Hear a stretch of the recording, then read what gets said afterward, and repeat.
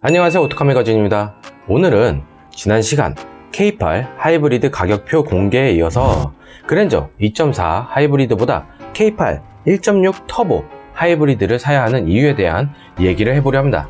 그랜저 2.4 하이브리드와 트림별 옵션 비교를 해보며 트림에서도 과연 어느 쪽 구매가 더 이득인지에 대한 얘기도 할 거고요. 우선 지난 시간 K8 하이브리드 트림별 가격과 옵션 분석을 알아봤고요. 솔직한 제 생각 또한 얘기를 했죠. 이번엔 그랜저와 비교를 안 할래야 안 할 수가 없죠. 준 대형 세단의 넘버원, 그리고 어느덧 소나타를 앞질러버린 판매량, 해외에선 죽쓰고 국내에서는 판매 1위를 하는 그랜저지만 과거 미쓰비시의 데보네어의 그림자를 지운 채 이제는 당당히 미쓰비시보다 더 잘나가는 그런 기업된 현대의 플래그십 세단 자리를 다시 되찾은 그랜저죠. 하지만 그랜저 페이스리프트가 워낙 잘 팔려서 아마 1년 반 정도는 현행 모델로 끌고 간다고 쳐도 어느 분들은 그랜저 2.4 하이브리드가 K8 하이브리드보다 더 낫다라고 하는 분들이 아마 옵션 측면 때문에 그런 부분이 있죠. 저는 반대로 생각을 합니다. 지금부터 그 이유에 대한 각 항목별로 설명을 해드리죠. K8 하이브리드가 그랜저 하이브리드보다 더 나은 점, 첫째, 그랜저보다 더 큰 덩치의 다운사이징 엔진, 하지만 전혀 밀리지 않는 파워트레인. 솔직히 K8 하이브리드 나온다고 했을 때 그랜저처럼 2.4 하이브리드 엔진을 장착할 줄 알았는데 큰 덩치와 무게까지 감당할 수 있는 다운사이징 터보 엔진을 장착한 소렌토 하이브리드를 보고 왠지 저거 물건이겠다 이 생각을 했거든요. 일단 일본차 하이브리드 얘기는 여기서 언급을 하지 않고 단순히 국내 하이브리드 중형 이상 모델에서 이만한 다운사이징 하이브리드 엔진을 찾아볼 수가 없었기에 더 반가우면서 한편으로는 우려도 되었었는데요. 소렌토 하이브리드 모델에 간헐적인 문제가 좀 있었지만 정말 내연기관에 비한다면 터무니없이 낮을 정도로 안정적인 모습을 보였습니다. 그 궁합이 1.6 터보 하이브리드 엔진과 6단 자동 변속기의 궁합이었죠. 캠리 하이브리드 역시 저 배기량이 아닌 직렬 4기통 2.5 자연흡기 178마력을 내는 엔진에 하이브리드 시스템을 장착한 거라 준준형급 엔진을 대형급 세단에 장착한 K8 하이브리드는 매력적으로 다가올 수밖에 없습니다. 물론 그랜저 하이브리드 좋은 차이지만 K8이 나왔을 때 그랜저와 제네시스 사이를 잇는 포지션을 마크할 듯 했지만 가격도 그렇고 실질적으로 그랜저와 포지션이 더 겹치는 부분이 있죠. 다만 크기는 그랜저보다 더 크고요. 그랜저보다 더 큰 차체에 더 작은 다운사이징 엔진을 장착하고 더 나은 퍼포먼스를 보여준다? 매우 바람직하죠. 한간엔 차급에 비해 맞지 않은 다운사이징 엔진을 장착한 것이 불만족스러운 부분이 있지만 퍼포먼스 측면에서 전혀 밀리지 않기에 더 낫지 않을까요? 그럼 이 두 차량의 파워트레인은 어떻게 다른지 한번 보시죠. 하이브리드 선배였던 마르샤의 후속으로 쭉 이어나가는 그랜저 하이브리드 파워트레인은 배기량 2359cc의 직렬 4기통 세타2 자연흡기 엔진에 자동 6단 변속기를 장착, 순수 엔진 최대 출력은 159마력에 최대 토크 21kg를 마크하고 추가로 모터 출력이 38kW, 모터 최대 토크는 205Nm가 더해져 시스템 총 출력 200마력의 힘을 갖고 있고요. 연비는 리터당 15.2에서 16.2km를 마크한다고 하지만 대부분 15km 소수점 초반을 마크한다고 합니다. K8 하이브리드 파워트레인은 1.6 스마트 스트림 터보 엔진 180마력과 27km의 최대 토크 및 모터 최고 출력 44.2kW와 모터 최대 토크 264Nm의 힘을 발휘, 합산 시스템 총 출력은 230마력에 최대 토크 35.7km입니다. 연비는 도심 17.2km, 고속 16.9km, 복합 17.1km를 마크하고요. 전체적으로 한눈에 비교해봐도 다운사이징 엔진의 장점이 나타나죠. 일단 하이브리드의 가장 큰 우선 목표인 연비도 대략 1.6에서 2km 정도 K8이 더 앞서고요. 마력도 30마력을 더 앞서는 모습을 보이고요. 두 번째, 플랫폼의 세대 차이와 차 넓이 차이 및 신차 효과. 플랫폼, 최근 나오는 현대기아차는 3세대 플랫폼 적용이라고 초반에 광고를 엄청 했었죠. 그만큼 플랫폼에 변화를 준다는 것은 사람 몸으로 치면은 완전히 뼈의 재배치와 이루는 성분 및 구성까지 완전히 다 바꾼다는 거죠. 그래서 제조사 입장에서는 매우 부담되는 일이라 플랫폼의 변화가 있는 차를 제때에 맞춰서 산다는 것은 흔치가 않은 일입니다. 간단히 중형과 대형 세단 및 SUV에 적용된 1세대 Y 플랫폼은 NF 소나타 및 그랜저 TG, 오피로스, 소렌토 R, 카니발까지 고르게 적용을 시켰고요. N 플랫폼이라고 불리는 2세대 플랫폼의 개량 버전이 LF 소나타, 그리고 그랜저 IG 및 페이스리프트, 그리고 팰리세이드와 텔루라이드, 산타페 등 이렇게 적용시킨 것이죠. 현재 그랜저 2.4L 하이브리드 플랫폼 역시 2세대의 플랫폼 개량형인 N2 플랫폼을 기조로 하고 있고, 충돌 안정성 등 여러 개량을 통하여 기존 플랫폼보다 더 좋게 했다고 하지만 3세대 플랫폼만큼 더 효율적 구조 및 충돌 안정성, 더 큰 실내 공간을 제공하기가 어렵다는 거죠.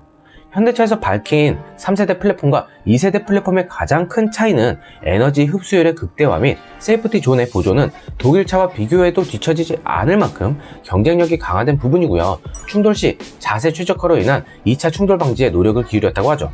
스몰 오버랩 테스트 시 테스트 특성상 2세대 플랫폼 차량은 충돌 후에 크게 회전하면서 움직이고요. 이는 승객의 움직임이 더 커지게 되며 에어백 등 보호를 받지 못할 수 있는 위치까지 움직일 수가 있어서 신체 손상을 입을 수가 있지만, 3세대 플랫폼은 다중 골격 엔진룸 구조 및 서브프레임과 로어암의 강도 및 이탈 시점을 제어, A필러 변형 모드까지 신경을 써서 볼보처럼 회전이 아닌 비껴나가는 움직임을 보인다는 겁니다. 전기차로 넘어가는 시점의 마지막 플랫폼이라 할 만큼 굳이 현대 그랜저 모델과 K8을 선택을 해야 한다면 K8로 가는 게 더 나은 이유가 여기에 있는 거죠. 물론 그랜저도 더 좋게, 더 크게 해서 현대차의 플래그십 세단에 면모를 갖추겠지만 현재의 모델을 빗대어서 얘기를 하는 거죠. 이를 바탕으로 실내 크기도 K8이 그랜저보다 전장은 25mm가 더 길고 전폭은 같고요. 전고는 15mm가 더 낮고 휠베이스는 10mm가 더 큰 크기를 갖고 있습니다. 거의 차이가 안 나 보이지만 실제로 3세대 플랫폼의 효율적 공간 재배치로 인해 그 이상의 공간감 차이를 보이고 있고요.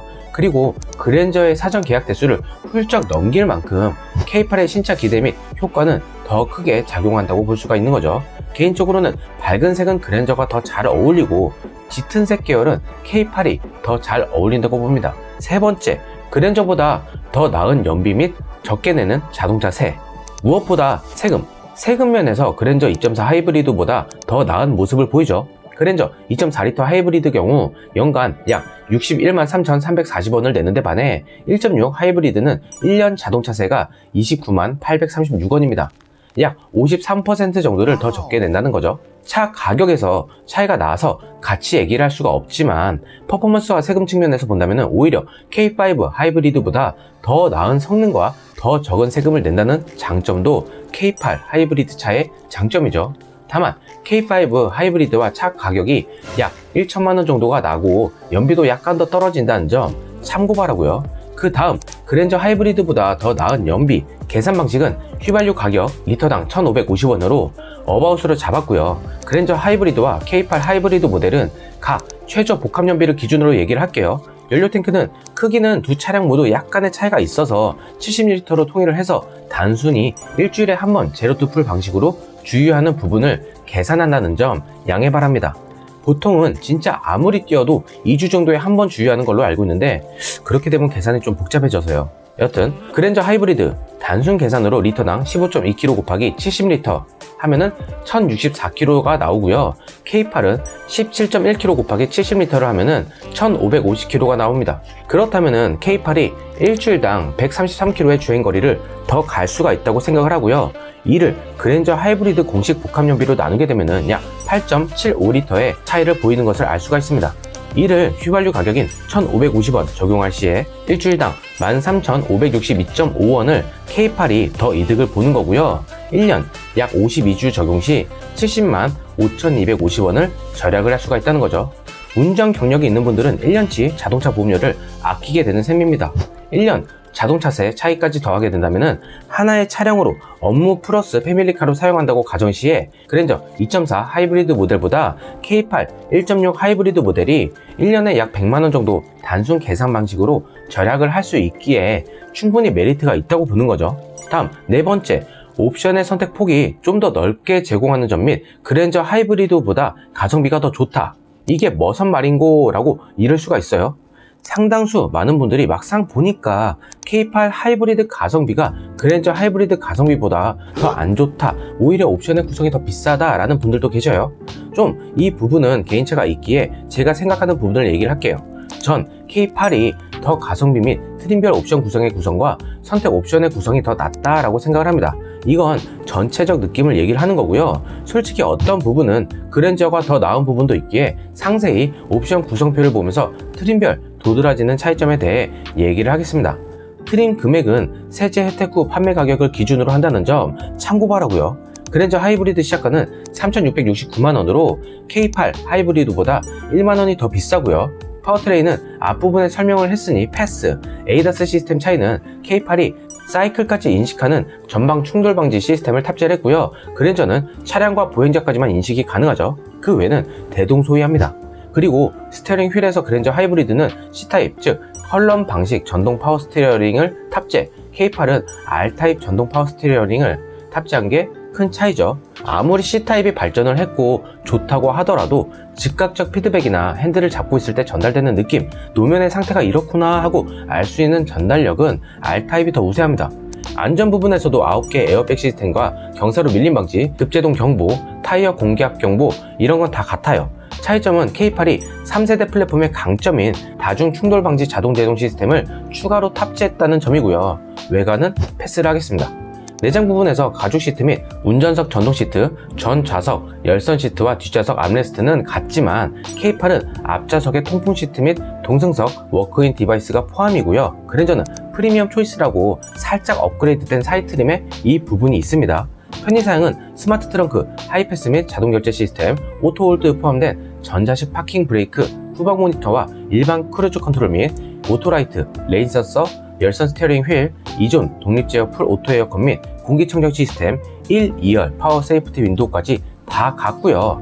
다만 그랜저는 인포테인먼트 시스템에서 12.3인치 내비게이션 시스템이 들어가는데 반해 K8은 8인치 일반 디스플레이 오디오 시스템이 들어갑니다. 솔직히 이 부분이 좀 크죠. K8 하이브리드 깡통 트림 내비게이션 패키지가 150만원이기에 이 부분은 그랜저 하이브리드가 더 낫다고 보는 겁니다. 다만 대부분 중간 트림 정도를 구매할 거라 생각을 하고 여기서부터는 K8의 선택의 폭이 좀 더 높게 가져가는 게 있죠. 그랜저 하이브리드가 K8 하이브리드보다 83만원 더 높은 가격이고요. 그랜저 하이브리드 익스클루시브 트림에 후측방 충돌 방지 보조와 후방 교차 충돌 방지 보조, 안전하차 보조가 있지만 K8은 후방 주차 충돌 방지 보조만 있습니다. K8 하이브리드는 여기서 파노라믹 커브드 디스플레이가 들어가고요. 듀얼 12.3인치 클러스터와 내비게이션이 들어가고 그랜저는 플래티넘 선택 옵션 안에 12.3인치 풀 디지털 클러스터가 포함되어 있습니다. 무선 충전과 서라운드 뷰 모니터, 후측방 모니터, 뒷좌석 수동 선 커튼은 공통이지만 그랜저는 뒷면 유리, 전동식 선 커튼을 제공하고요. K8은 프리미엄 트림에 있는데 이 선 커튼의 유무는 개인적으로 크게 중요하지 않다고 생각을 합니다. 오히려 K8에 있는 원격 스마트 주차 보조가 저는 더 좋다고 생각을 하고요. 무엇보다 이 중간 트림에서 그랜저 하이브리드는 전자식 제어 서스펜션을 선택할 기회조차 없지만 K8은 있고 이게 생각보다 차이가 없다고 하지만은 제네시스 프리뷰 전자제어 서스펜션과 같은 성능을 내는 동일 조건이라면 차에 관심 없는 분들도 차이를 느낄 만큼 분명히 있다고 봅니다. 현대차에서는 취상 실험에서는 15에서 17% 승차감 개선이 이루어졌다고 하고 있고요. 국내 도로 환경 특성상 노면이 고르지 못한 부분이 크죠. 이런 부분에서 한쪽 바퀴만 차이가 지는 부분에서도 분명히 있습니다. 제네시스가 더 고급 브랜드라고 해도 원 자재 가격 및 이런 편의 옵션 세팅값은 각계 세팅하는 것이 더 기업 입장에서도 이득이라 G80과 동일할 거라 보고요. 선택을 할 수 없는 것과 할 수 있는 부분의 차이가 크죠. 게다가 그랜저가 가격이 그렇게 싼 게 아니고 오히려 값이 올라간 K8이 위 세금 부분 및 주유비 차이까지 합쳐진다면 더 낫다고 보는 거죠. 다만 그랜저는 이 중간 트림에 뒷좌석에 이중접합 차음 글라스를 적용, K8은 최고 트림인 시그니처 트림에 가야지 적용을 한다는 차이점이 있습니다. 두 차량 모두 최고 트림까지 가면은 그랜저 하이브리드가 K8 하이브리드보다 약 202만원 정도가 더 비싸고요. 그랜저에는 K8 선택 옵션인 드라이브 와이즈 옵션이 기본으로 포함되어 있지만 K8 드라이브 와이즈 옵션은 고속도로 주행보조 2 시스템을 적용, 그랜저보다 더 업그레이드된 성능을 제공하죠. 최고 트림인 만큼 실내외 장재 및 앰비언트 라이트와 가죽 감싸 기능 좋은 것들을 다 제공을 하고요. 그랜저는 JBL 12개 스피커와 외장 앰프가 장착된 프리미엄 사운드 시스템이 포함되어 있지만 K8은 메리디안 오디오 옵션을 85만원을 주고 따로 선택을 해야 합니다. 하지만 202만원이란 차이, K8 선택 옵션에서 드라이브 와이즈 플러스 80만원, 프리뷰 전자제어 서스펜션 플러스 90만원, 메리디안 프리미엄 사운드 플러스 85만원 이렇게 적용을 한다면은 K8 하이브리드가 약 53만원 정도가 더 비싼 가격을 형성을 하게 되는데, 이 차이는 새로운 플랫폼 및 신차 효과 그리고 더 좋은 퍼포먼스를 내는 다운사이징 엔진의 이익까지 생각을 한다면 충분히 지불할 만한 가치가 있다고 보는 거죠. 하지만 그랜저에는 K8의 선택 옵션에 있는 메모리 자세 제어 시스템 및 후면 전동 썬커튼 2열 다기능 센터 암레스트가 포함되어 있는 게 장점입니다. 이렇게 국내 준대형 세단의 하이브리드 대표 모델인 그랜저와 K8 하이브리드에 대해 4가지 차이점을 비교해봤는데요. 솔직히 차이점이라기보다 K8 하이브리드를 사는 게 더 나은 이유에 대한 차이점이라고 하는 게 더 맞죠. 나름 차별적 내용을 제공하려고 좀 더 신중하게 비교를 해봤습니다. 누군가는 그러겠죠. 당연히 나중에 나온 게 더 좋지 않겠냐. 하지만 그랜저라는 자체가 대한민국의 성공의 기준점, 특히 더 젊어진 세대의 성공을 기준으로 내세웠고, 실제 판매량에서도 K8이 G80보다 그리고 그랜저보다 더 뒤처진 3위를 마크를 하고 있습니다. 판매량 차이가 그랜저와 약 2배 정도 차이가 날 정도고요. 이왕이면 다운치마라고 같은 가격대면은 3세대 플랫폼 다운사이징 엔진인 K8의 구매가 더 매력적으로 보여서 이런 내용을 준비를 한 거죠. 구독과 좋아요 및 알람 설정까지 부탁드리며, 일교차가 큰 날씨, 저처럼 비염이 있는 분들은 마스크 때문에 더 힘들 듯 한데요. 코로나19 및 여러 안 좋은 뉴스 등 안타까운 소식들이 많죠. 특히 의대생 사건을 보면서 느낀 것은 시동 걸고 바로 출발하기 전에 블랙박스를 한 번씩 보고 특별한 일이 있었는지 없었는지 확인하는 것도 좋을 듯 합니다. 안타까운 고 손정민 군의 사망 소식에 애도를 표하며 오늘 영상은 이만 마칠게요. 시청해주신 여러분들 감사합니다.